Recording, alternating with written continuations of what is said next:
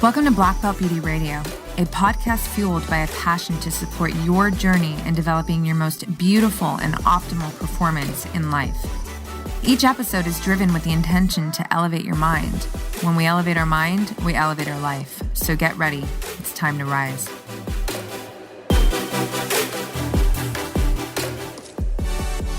Hey, what's up, everyone? Welcome back to another episode of Black Belt Beauty Radio. But you guys, it is not just another episode. What's up?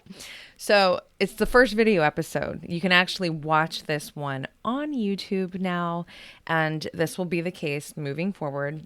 So I wanted the podcast to become a video podcast last year. Some of you may already be dialed into that because I kept talking about it, and I really did try. It was just too much of a lift with everything else that I had going on. It wasn't the right time. So it didn't happen. And that's okay because, here we are now. And I'm viewing this as one of the positive things that has come from the COVID-19 quarantine. So, being in person with my guests will always be my favorite. And I really do look forward to when I can do that again. But I don't know when that is. And so all of the podcasts that I've been recording and will be further recording are being done in video over Zoom. So I thought now's the time to just upload these videos to YouTube. While it is not this grand production and I am not in my studio, but who cares, right? Like, I don't personally, when I'm watching a podcast, I don't care about the production, the setting. I care about the content. And, I know that, all of my guests that have recently been on and I've recorded with, and the guests that I have coming are fucking epic. And so I really do trust that you guys will appreciate, not just now being able to, listen to the podcast, but now being able to see it. And, it's almost like this added challenge for myself that my very first video would be me in a solo. So like, hi, let me just stare into this camera. But at the same time, I'm always talking to you. If you follow me on Instagram, I'm always talking to you on my stories. So it's kind of the same thing. But solosodes are tricky. It's hard to kind of wrap out for whatever, 20, 30 minutes, whatever it ends up being, sometimes longer, just on your own. But here we are, and I'm going to give it my best go because I do have an idea of a topic that, I had a couple ideas for today's subject, but this one just kept beating the rest. So I'm like, all right, let's run with this one and see what happens.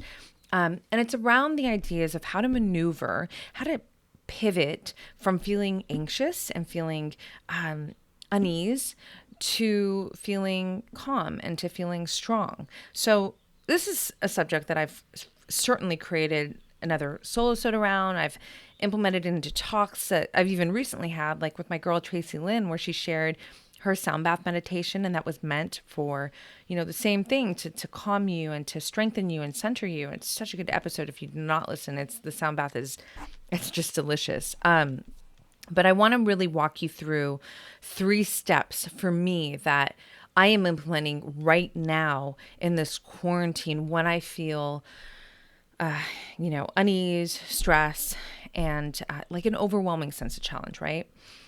Because it's a little different now. Like one of the methods that I've shared before in a Solosode around this subject was, running, being in nature. So I live at the beach, and I, love my beach runs, my beach walks, and I don't have access to that now. I mean, gratefully, I still have the ocean, views, and I can feel it, but it's not the same as like going in the ocean, like putting your feet in the sand. So that method to, soothe me is and like pivot this energy is not accessible to me right now. So that being said, I think it's important to, in your own life, like you live by trails and that's normally your go-to when you feel stressed out or something. And now you can't do that. So, how do we navigate around these emotions and pivot them into, feelings of calm, feelings of strength, feelings of, security with these limitations? I'm going to keep this as simple as I can. It's hard, but I'm going to do it. So first things first, you guys. So for me, whenever I feel a sense of unease and anxiety, I always do a scan of biofeedback of like my lifestyle. So meaning, what is my sleep like? How did I sleep the night before? Okay. I wear a Fitbit. I really suggest now more than ever to get some kind of tracker. You want to be tracking your movement. That's very, very important right now because it could be very easy to not getting enough movement in, right? And then also just like the sleep factor, because sleep right now, I mean, some of the most renowned doctors that I really love and respect, that is, when they're asked like what's the most important thing to be doing for your health right now, they're all pointing to sleep. It's because of the processes that the processes that our body is going through when we are sleeping and when we are sleeping optimally are so essential to keep our immune system strong, to keep us, kicking ass inside, right? So we need to be able to measure where we are with our sleep. So that's the first thing I do. I look at my sleep. Where is that? If something's off, okay, cool. That helps me. I'm like, okay, it's not just all in your head, like you didn't sleep good. So maybe you're going to be a little less resilient right now. And that's okay because tomorrow's a new day. And so moving past that, assessing diet. So for me, it's pretty steady.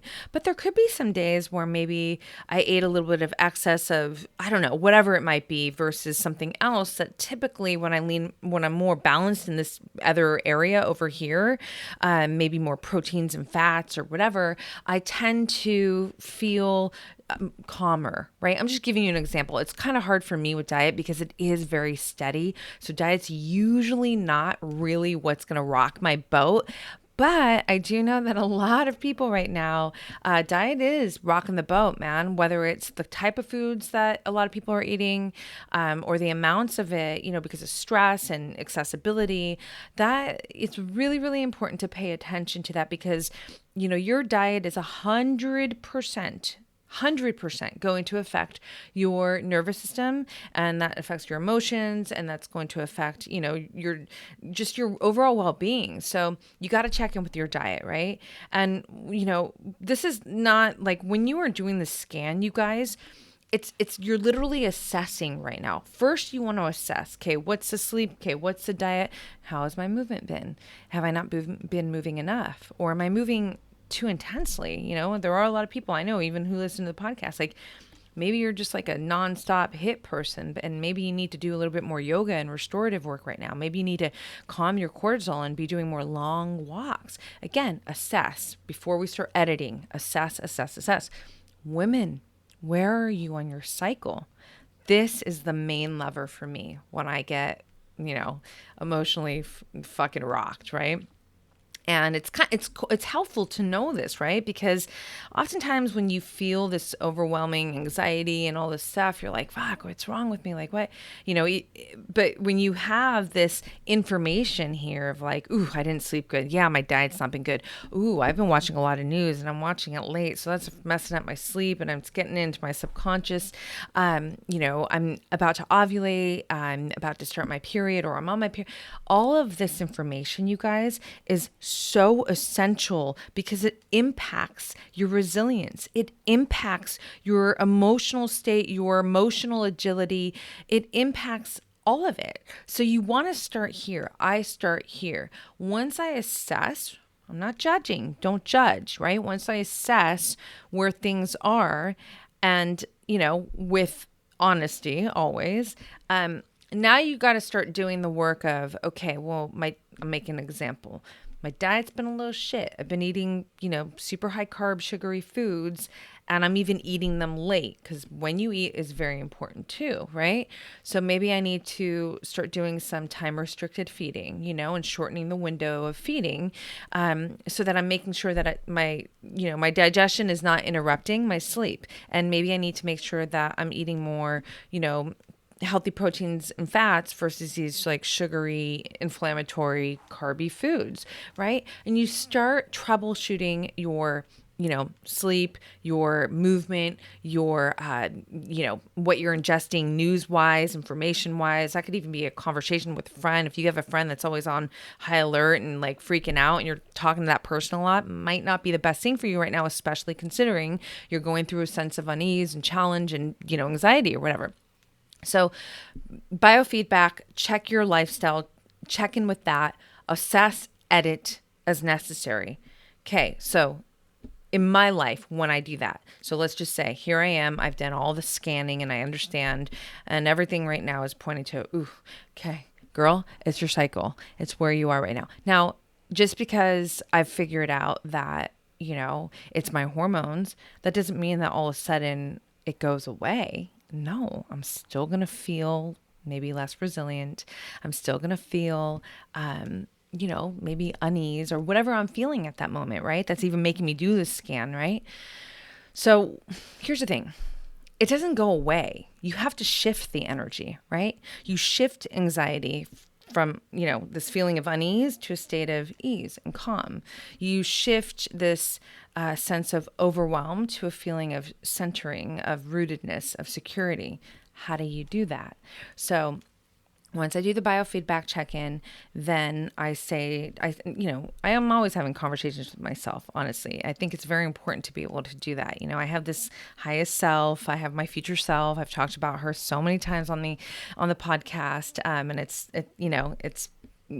I'd take us in a rabbit hole that I don't want to take us into right now to kind of really get into that.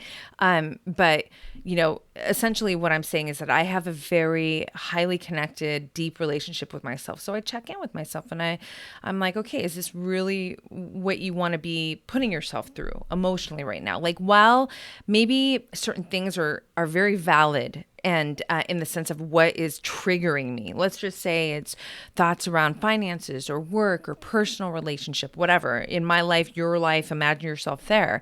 Just to say that it's all very valid. So it's not like you're making this shit up. It's just that your ability to cope with it is not as strong as you would like it to be, or like in my case, maybe that I usually am able to handle.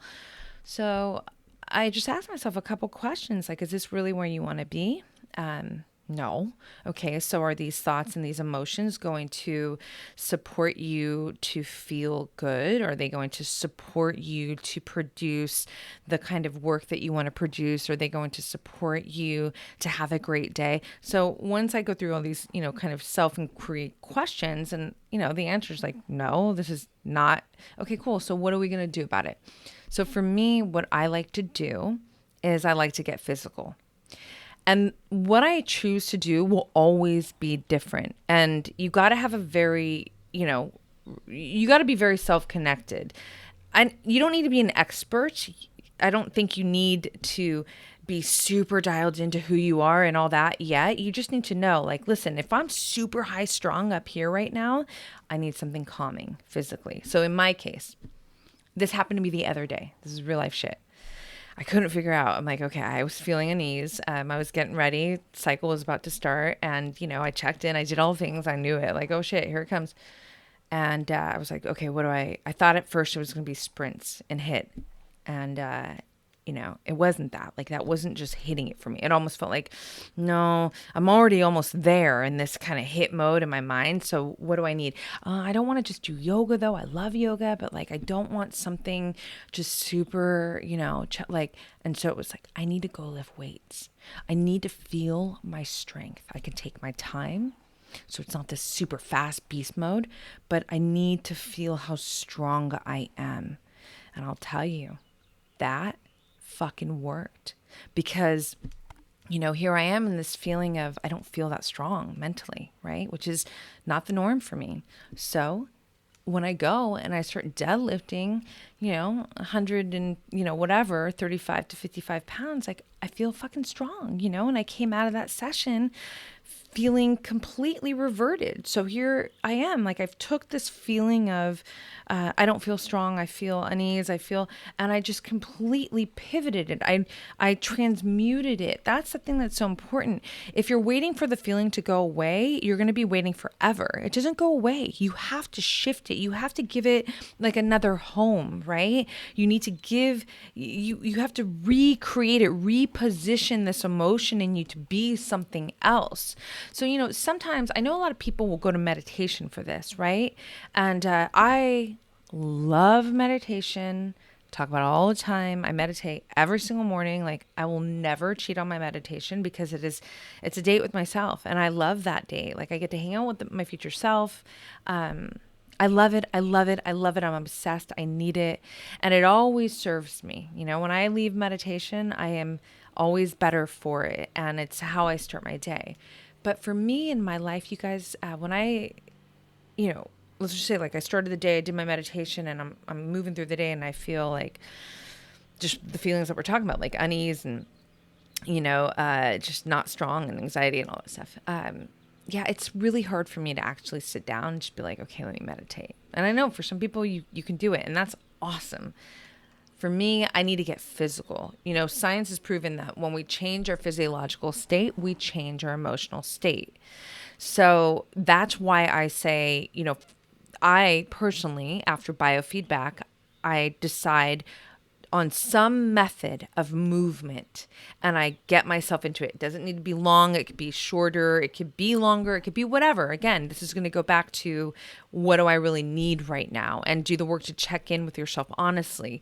But then, get physical, do something physical, because it will shift you. It'll put you in a different position, whether it's the heal all and everything's better. May not be the case, right?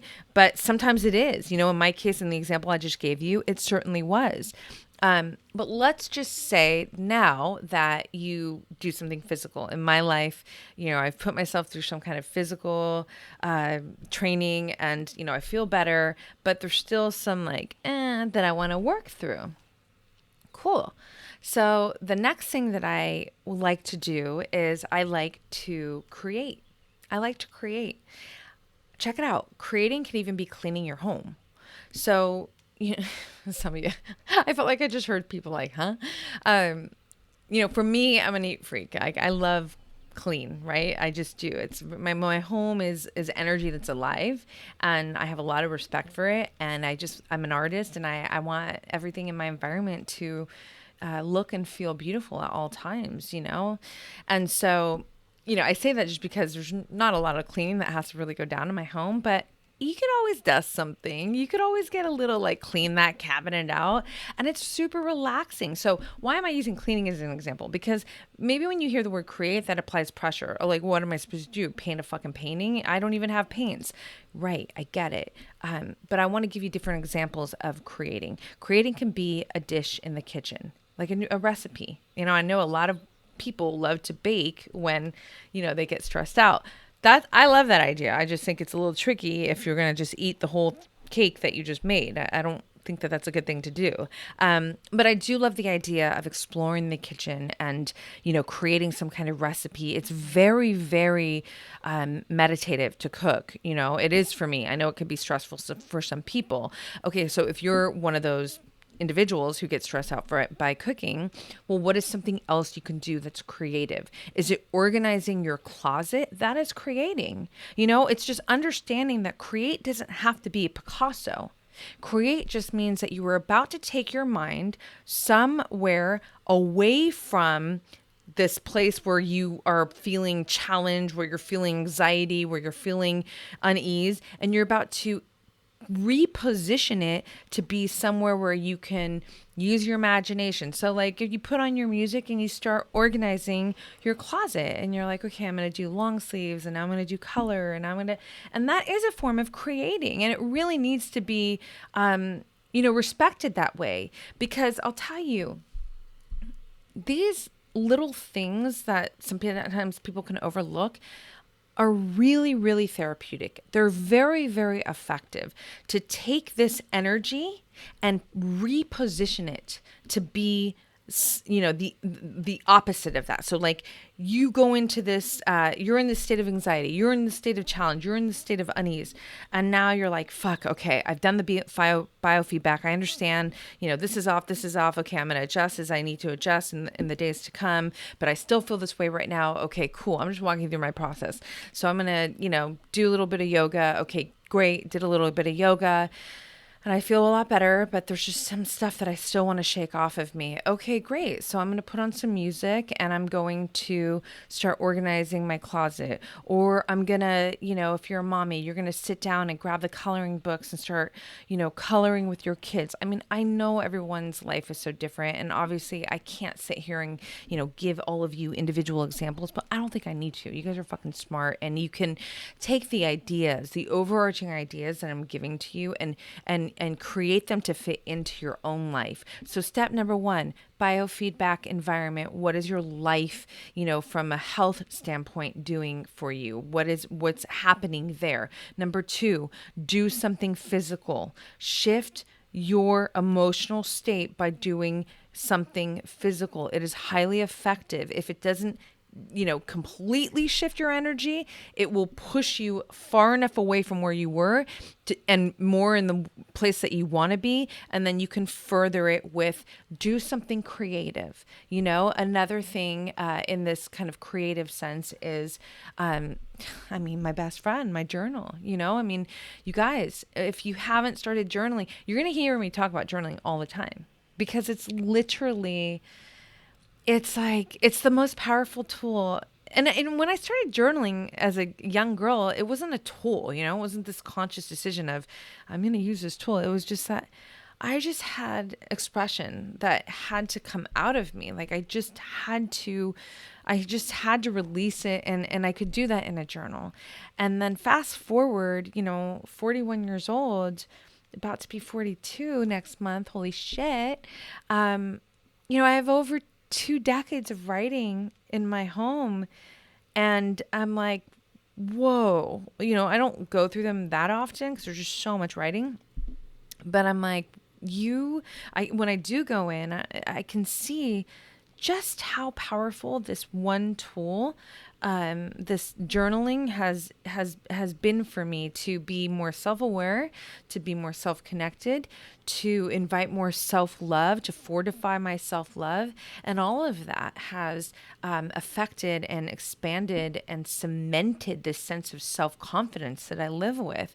So, when you feel fucked up, I'm telling you right now, man, grab your journal, grab a notebook, and just start throwing it up on the paper. You don't need to write the best-selling novel. You don't need to be a fucking poet. I'm not asking you to do that. In fact, not at all. It's just a lot of times the stuff that we carry in our head is so gnarly because it's in our head. I'm not saying it's not real. You could very much be faced with real life shit that is evoking this, anxiety and the state of not feeling well, right?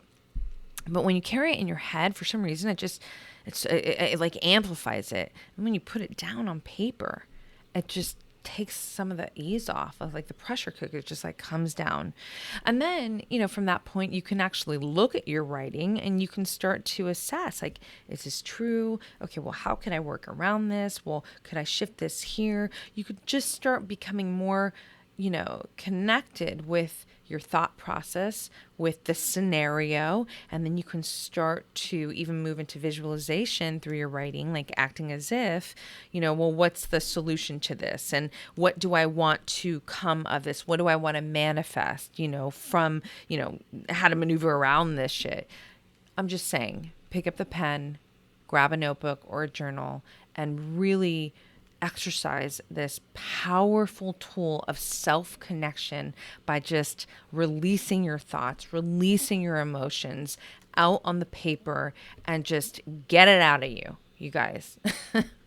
Get it out.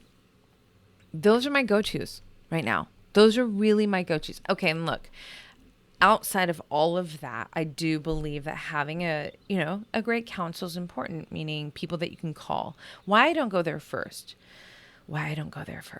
is because I want to know that when I don't feel my, emotionally as strong, resilient, and all this stuff, I want to troubleshoot first within myself. I want to know, can I problem solve this on my own?